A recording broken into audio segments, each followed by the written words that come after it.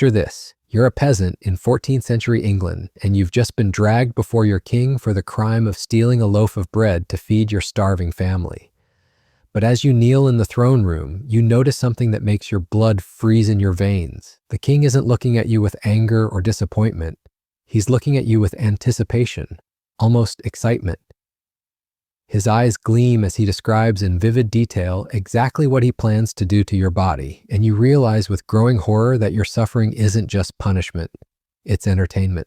Before we dive into these forgotten stories of royal cruelty that history tried to bury, if you enjoy learning about the darkest chapters of human nature, consider hitting that like button and subscribing for more content like this. And please comment below to let me know what period of history fascinates you most. I find it incredible that we're exploring these medieval stories together from different corners of the world, connected across centuries by our shared curiosity about the past. What you're about to hear isn't just another tale of medieval brutality. These are the stories of kings who discovered that absolute power could transform justice into sadism, punishment into pleasure, and human suffering into their personal form of twisted entertainment. The names I'm about to share might not be familiar to you, but their methods of inflicting pain were so creative and horrifying that they became legends whispered in hushed tones for generations.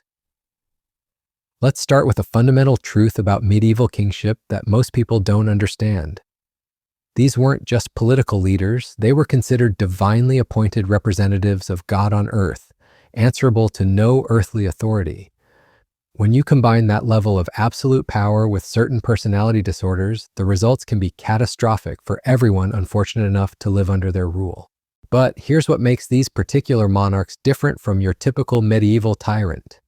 Most kings used torture and execution as tools of statecraft. Brutal, yes, but serving political purposes like maintaining order or eliminating threats. The kings we're examining today went far beyond political necessity. They developed elaborate, prolonged methods of causing pain purely because they enjoyed watching people suffer.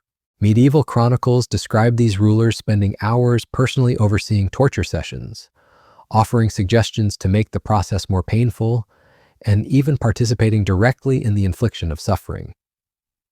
They would invite guests to watch particularly elaborate executions as if they were theatrical performances. Some even kept detailed records of their victims' reactions, studying pain the way scholars might study philosophy.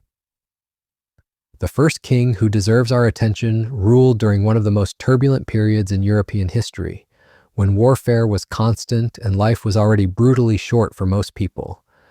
But even by medieval standards, his appetite for human suffering was extraordinary. Court chroniclers describe him as a man who seemed genuinely puzzled by the concept of mercy, as if compassion were a foreign language he'd never learned to speak. This particular monarch didn't just order executions, he redesigned them. Where previous kings might have settled for quick beheadings or simple hangings, he commissioned elaborate contraptions specifically designed to maximize suffering while prolonging life. His castle dungeons became laboratories of human agony, equipped with devices that could stretch, crush, burn, and mutilate the human body in ways that guaranteed the victim would remain conscious for as long as possible. What made his cruelty particularly chilling was how methodical it became. He kept detailed records of different torture techniques, noting which methods produced the most interesting reactions from victims. He experimented with combining different forms of pain, curious to see how the human body would respond to multiple simultaneous agonies. Court physicians were required to monitor victims during torture sessions, ensuring they remained alive and conscious throughout their ordeal. The king's personal involvement in these sessions was what truly set him apart. While other monarchs might delegate such unpleasant tasks to executioners, he insisted on being present for every significant torture session. He would circle around victims like an artist, examining his work, suggesting modifications to increase their suffering or extending sessions that he found particularly entertaining. His favorite method involved a device that slowly crushed bones while simultaneously burning the victim's flesh. The process could take days to complete, during which the king would visit regularly to check on progress and offer encouragement to his torturers. He seemed fascinated by the different stages of human breakdown, physical, mental, and spiritual, and would take notes on how victims' behavior changed as their suffering intensified. but perhaps most disturbing was how he incorporated torture into court social life. Elaborate execution ceremonies became regular entertainment for visiting dignitaries, complete with formal invitations and specially prepared seating areas. The king would provide commentary during these events, explaining the finer points of various torture techniques as if he were giving a lecture on art or music. Medieval records describe one particularly horrifying evening when the king hosted a dinner party in his torture chamber, with guests eating while prisoners were slowly killed mere feet away.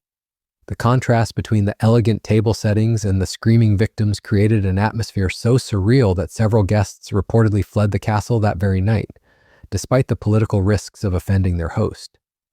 The psychological effect on the kingdom was devastating. People lived in constant terror not just of breaking laws, but of attracting the king's attention in any way. Stories spread of peasants being tortured to death for minor infractions like speaking too loudly near the castle, or failing to bow deeply enough when the royal party passed. The randomness of his cruelty meant that no one felt safe, regardless of their social status or personal conduct. What makes this king's story even more disturbing is how his torture methods evolved over time. Early in his reign, his cruelty was relatively straightforward, painful but quick deaths for those who crossed him. But as years passed, his techniques became increasingly elaborate and prolonged. It was as if causing suffering became an addiction that required ever more extreme methods to provide the same satisfaction. His innovations in torture were so notorious that other European monarchs began copying his techniques. Methods he developed spread throughout medieval Europe, becoming standard practices in dungeons from England to Italy. In a very real sense, his appetite for human suffering influenced the course of European judicial punishment for centuries. The king's fascination with pain extended beyond his dungeons into his personal relationships.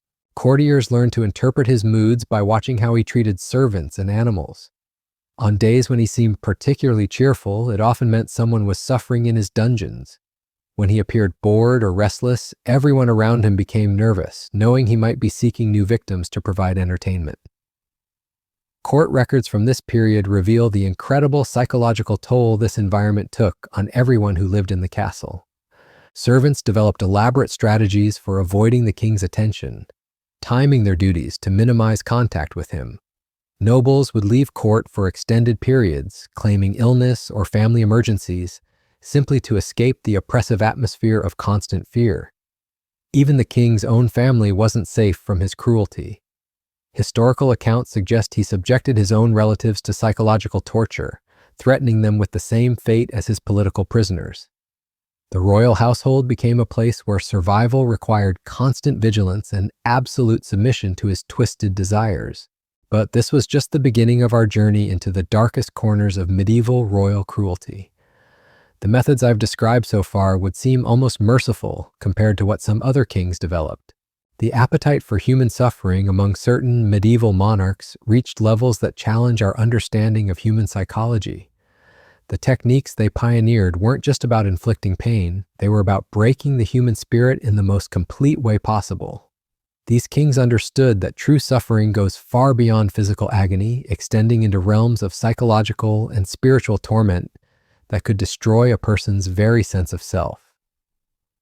What's coming next will reveal how medieval kings turned torture into an art form, developing methods so sophisticated and horrifying that they influenced judicial punishment throughout Europe for generations.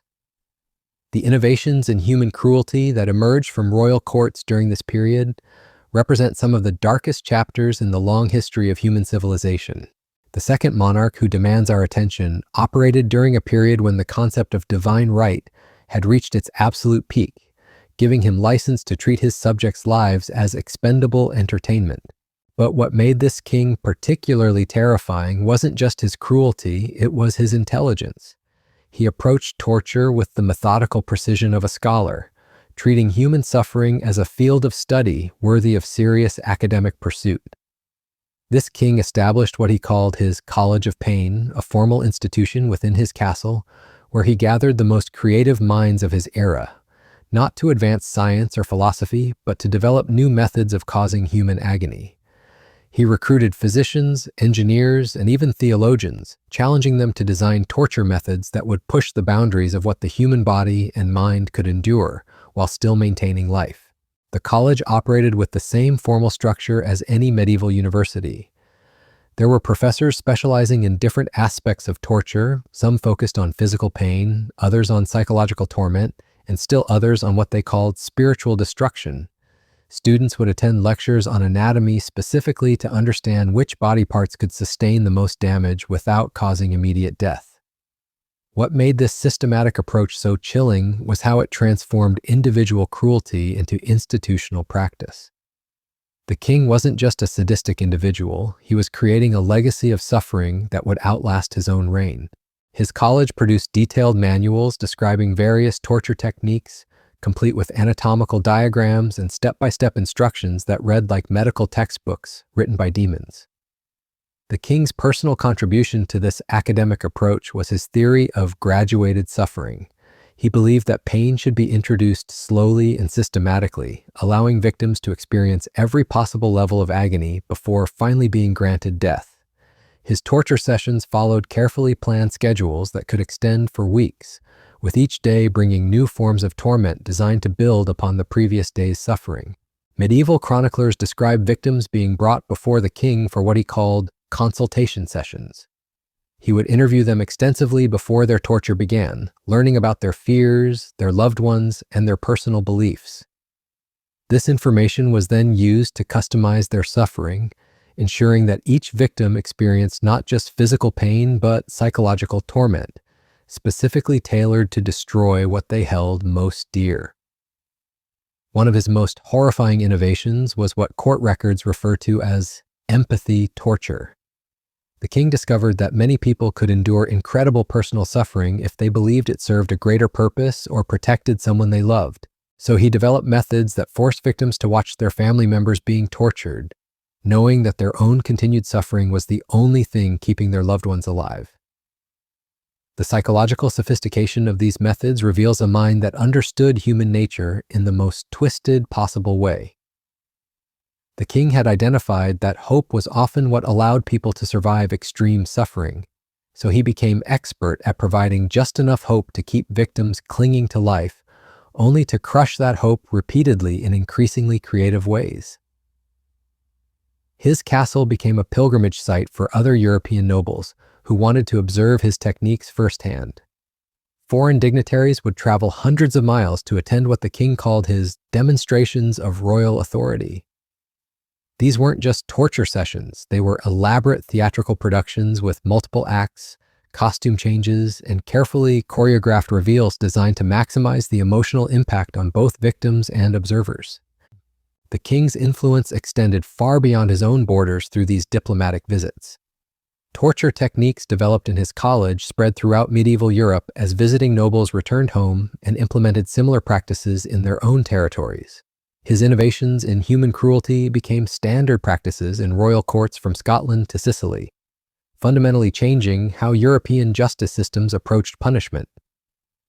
What made this king's legacy particularly enduring was his decision to document everything. Unlike previous monarchs who might have relied on oral tradition to pass down their methods, he commissioned detailed written records of every torture session, every technique, and every victim's response. These documents survived for centuries, serving as instruction manuals for future generations of royal torturers. The psychological profile that emerges from these historical records reveals a man who seemed incapable of experiencing normal human emotions. Court observers noted that he never displayed anger during torture sessions. Instead, he maintained the calm, analytical demeanor of a natural philosopher conducting experiments. His cruelty wasn't driven by rage or passion, but by what appeared to be genuine intellectual curiosity about the limits of human suffering. This emotional detachment made him even more terrifying to his subjects than a king who tortured in fits of rage. Anger could be predicted, avoided, or perhaps even appeased. But this king's cruelty was systematic and inevitable, following logical principles that made no allowance for mercy, circumstances, or human compassion. The impact on his kingdom was profound and lasting. Generation after generation grew up knowing that their lives could be destroyed, not because of anything they had done, but simply because their king found human suffering intellectually stimulating. This created a culture of absolute submission, where people learned to suppress not just rebellious actions, but even rebellious thoughts, knowing that the king's agents were always watching for signs of insufficient loyalty. Medieval records describe entire villages emptying when word spread that the king's court was traveling through their region. People would flee into forests and hide in caves rather than risk catching the royal attention. The very presence of the king became associated with death and suffering to such an extent that his own subjects regarded him less as a ruler than as a force of nature, unpredictable, unstoppable, and utterly destructive. But the most chilling aspect of this king's reign was how he managed to convince himself and others that his cruelty served a higher purpose. He claimed that his torture methods were advancing human knowledge, that his systematic study of pain was contributing to medical understanding, and that his techniques were actually more merciful than traditional forms of execution, because they allowed victims to experience spiritual purification through suffering. This intellectual justification for extreme cruelty would become a template copied by tyrants throughout history. The king had discovered that even the most horrifying acts could be made acceptable if they were presented as serving some greater good, whether scientific, religious, or political. His legacy lived on not just in the specific torture techniques he developed, but in the very concept that systematic cruelty could be rationalized as a form of higher learning. The psychological warfare he waged against his own people created trauma that lasted for generations. Children grew up hearing whispered stories of the king's college, learning to associate education and learning with pain and death. The very idea of intellectual curiosity became tainted in his kingdom, as people learned that knowledge could be used as easily to destroy as to create. This systematic destruction of intellectual culture represents one of the most insidious forms of royal tyranny ever documented. When a king weaponizes learning itself, transforming knowledge into an instrument of torment, he doesn't just destroy individual victims, he corrupts the very foundations of human progress within his realm. The third monarch who earned his place in this gallery of horrors took a fundamentally different approach to royal cruelty. Where the previous king treated torture as an intellectual exercise, this ruler viewed it as high art. He wasn't interested in systematic study or academic documentation. He wanted to create masterpieces of human agony that would be remembered long after his victims had died. This king lived during a period when European courts were experiencing a renaissance of artistic achievement. Painters, sculptors, and musicians competed for royal patronage, creating works of breathtaking beauty that still inspire wonder today.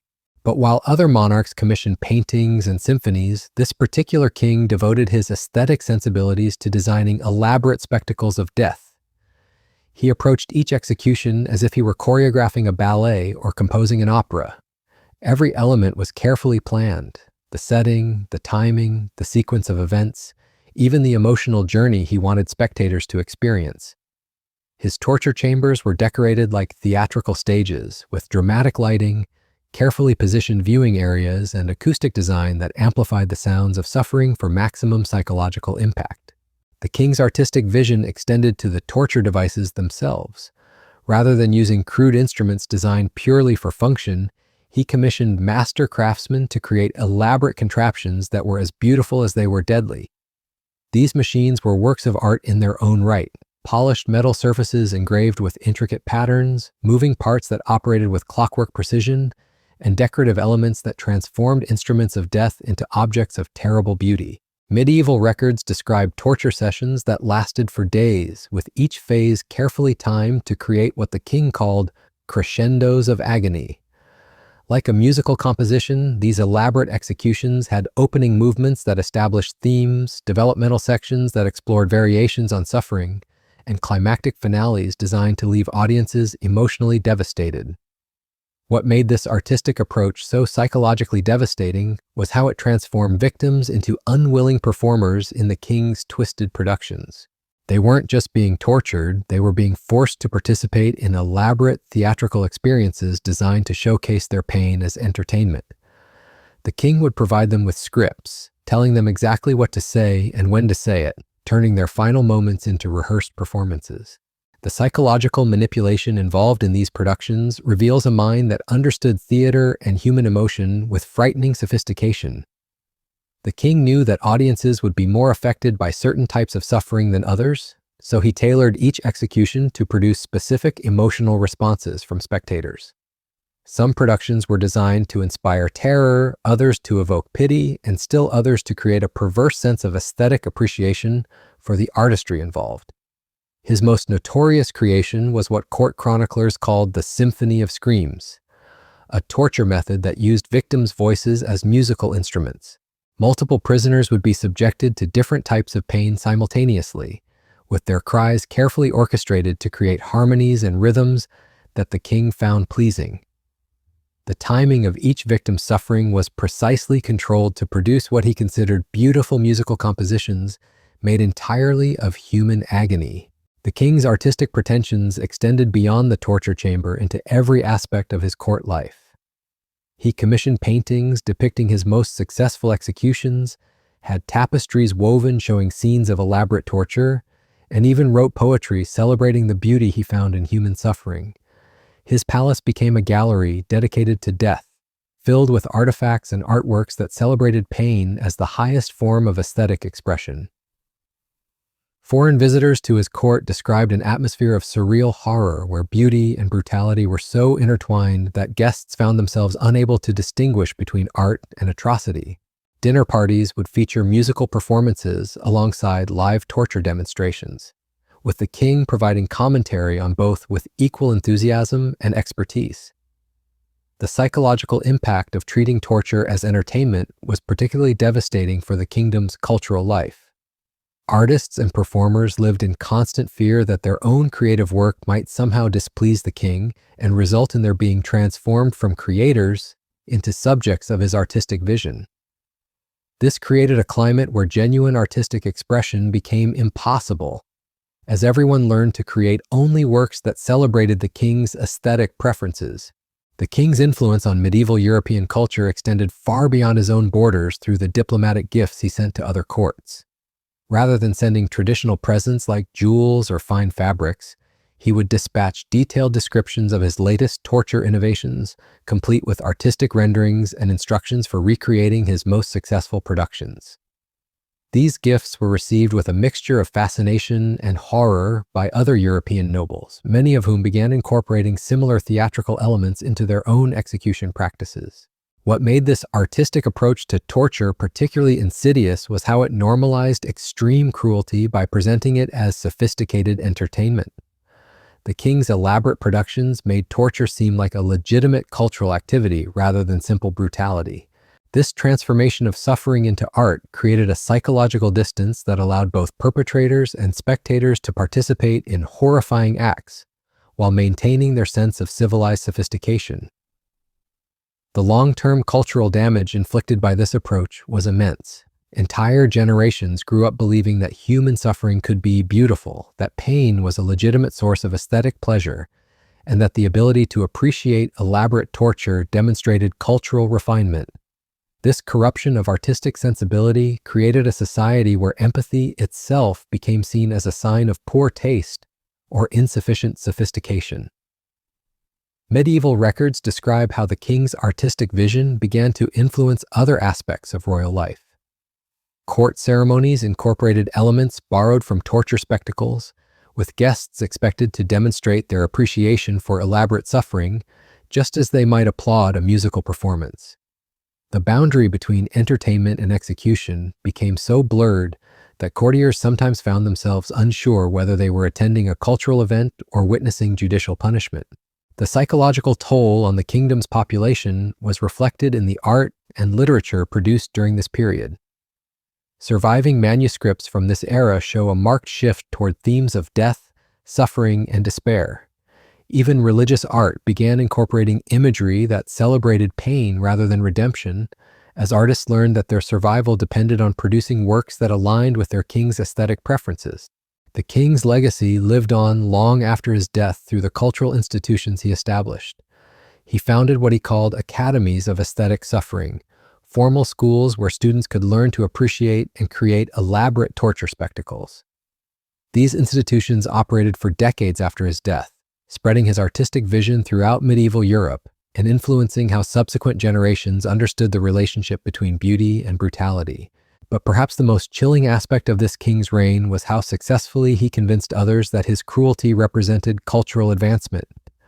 By framing torture as high art, he managed to recruit intelligent, educated people into participating in and celebrating horrific acts of violence. His ability to transform sadism into sophistication demonstrates how easily cultural frameworks can be manipulated to justify even the most extreme forms of human cruelty. The fourth monarch who demands our attention represents perhaps the most psychologically complex case in our examination of royal sadism. Unlike his predecessors who approached torture with intellectual curiosity or artistic vision, this king seemed driven by what medieval chroniclers described as an insatiable hunger for human despair. He wasn't content merely to cause physical pain, he wanted to break people's spirits so completely that they would beg for death as a mercy. This particular ruler reigned during a period of relative peace and prosperity, which makes his cruelty even more disturbing. His kingdom wasn't threatened by war, rebellion, or economic collapse. His subjects were generally loyal and productive, yet he developed torture methods so psychologically sophisticated that they could reduce the strongest individuals to gibbering madness within days. What set this king apart was his understanding that the human mind could be broken more completely than the human body. Physical torture, no matter how severe, eventually ended in death or unconsciousness. But psychological torment could continue indefinitely, creating living victims who suffered far more than any corpse ever could. He developed methods that targeted not just the body but the soul itself, destroying everything that made his victims recognizably human. His signature technique involved what court records call hope torture, a systematic process of building up victims' expectations for survival or rescue, only to crush those hopes in increasingly creative ways. He would stage elaborate fake rescue attempts, allowing prisoners to believe they were about to be freed, before revealing that their salvation was merely another layer of their torment. The psychological whiplash of repeated hope and despair could break even the most resilient minds within weeks. The king's dungeons were designed as psychological mazes where reality itself became uncertain. Prisoners would be moved between cells that were identical except for small details, making them question their own memories and perceptions. Time was deliberately obscured through artificial lighting and irregular feeding schedules, leaving victims unable to track how long they had been imprisoned. This systematic disorientation made resistance impossible because prisoners could never be sure what was real and what was hallucination. Medieval physicians who served in his court left detailed accounts of the psychological techniques he employed. The king had discovered that isolation could be more devastating than any physical torture, so he developed methods of solitary confinement that pushed the human need for social contact to its absolute breaking point. Prisoners would be kept alone for months, with their only human contact being brief visits from guards who were forbidden to speak or show any sign of recognition. But the king's cruelty reached its most sophisticated expression in what he called love torture, methods specifically designed to destroy prisoners' relationships with the people they cared about most. He would kidnap family members and force them to participate in elaborate deceptions designed to convince victims that their loved ones had betrayed them or stopped caring about their fate. The psychological damage inflicted by destroying these emotional bonds was often more devastating than any physical injury. The king's understanding of human psychology was so advanced that he could predict with frightening accuracy how different types of people would respond to various forms of psychological pressure. He kept detailed files on his victims' personalities, fears, and emotional vulnerabilities, using this information to customize their torture in ways that would cause maximum psychological damage. His ability to break people's minds was so precise that he could reduce anyone to madness within a predetermined time frame. What made this psychological approach so terrifying was how it turned victims' own minds against them. Unlike physical torture, which created an external enemy to resist, psychological torment made prisoners complicit in their own destruction. They would find themselves questioning their own memories, doubting their own perceptions, and eventually participating in their own mental breakdown. The king had discovered how to make people torture themselves. The long-term effects of his psychological methods were visible throughout his kingdom in the form of former prisoners who had been released after their minds were completely broken. These living ghosts wandered the streets as reminders of royal power, their obvious madness serving as a more effective deterrent than any public execution could have provided. The sight of these broken individuals was a constant reminder to the population that the king's cruelty extended far beyond simple death. Medieval records describe how the king's psychological expertise began to influence his approach to governance itself. Rather than ruling through fear of punishment, he learned to control his subjects by manipulating their thoughts and emotions directly. He developed propaganda techniques that could make people doubt their own experiences and accept even the most obvious lies as truth. His kingdom became a laboratory for what would later be recognized as systematic psychological manipulation on a societal scale. The king's methods were so effective that other European monarchs began sending representatives to study his techniques. His court became an informal academy where rulers could learn advanced methods of psychological control. These diplomatic exchanges spread his innovations throughout medieval Europe, fundamentally changing how power was exercised in royal courts across the continent. But perhaps the most disturbing aspect of this king's legacy was how his psychological torture methods outlasted his physical ones. While the elaborate mechanical devices used by other cruel monarchs eventually became obsolete, the psychological techniques he developed proved timeless. His understanding of how to break human minds would be rediscovered and refined by tyrants throughout history, making him perhaps the most influential of all the medieval kings who found pleasure in human suffering. The systematic nature of his cruelty created a new category of royal power, the ability to control not just subjects' actions, but their thoughts and emotions as well. He had discovered that true dominion required conquering the human spirit itself, and his methods for achieving that conquest would echo through centuries of political oppression and psychological warfare.